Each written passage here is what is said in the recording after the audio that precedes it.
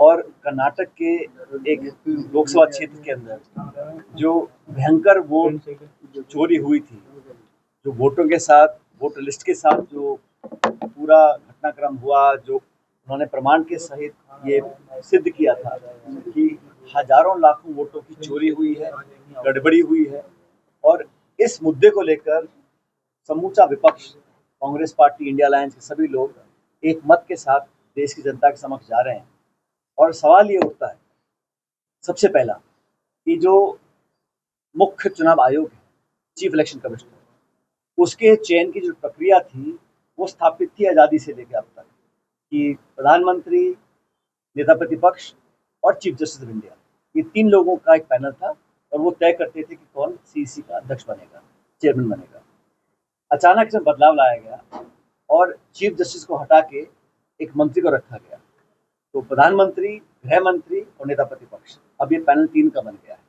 आप सब समझ सकते हैं कि इस 3 में 2-1 के बहुमत के साथ जिस मर्जी को चाहे वो चीफ इलेक्शन कमिश्नर बना सकते हैं। ऐसा क्यों किया गया? किसने प्रस्ताव रखा था? किसकी मांग थी? पब्लिक में, जनता में किस मतदाता ने इस मांग को उठाया कि जो चीफ इलेक्शन कमिश्नर के चयन की प्रक्रिया है उसमें चीफ जस्टिस को हटा के आप गृह मंत्री को रख दीजिए? पहली बात।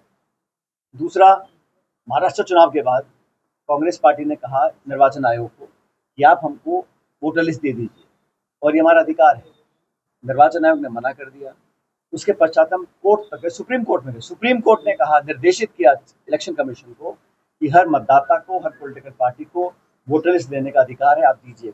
उसी दिन इलेक्शन कमीशन ने अपने खुद के नियम बदल दिए और वोटर लिस्ट देने से मना कर दिया। अब वोटर लिस्ट अगर कोई मांग रहा है तो किस चोरी को छुपाने के लिए निर्वाचन आयोग वोटर लिस्ट नहीं देना चाहता?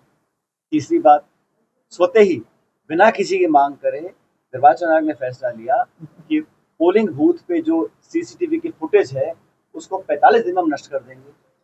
क्यों नष्ट कर देंगे?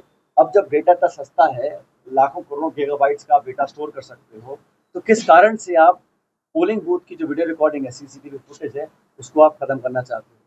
इसका कोई जवाब नहीं है। राहुल गांधी जी ने कहा और सबके सामने कहा कि हमने 6 महीने अध्ययन कर पूरे आंकड़े सामने लेकर आए। एक-एक मकान में 200-200 वोट बना रखे हैं, फर्जी वोट बने हुए हैं और बिहार में स्पेशल इंटेंसिव रिव्यू के नाम से, एसआईआर के नाम से लाखों लोगों के नाम काटे जा रहे हैं।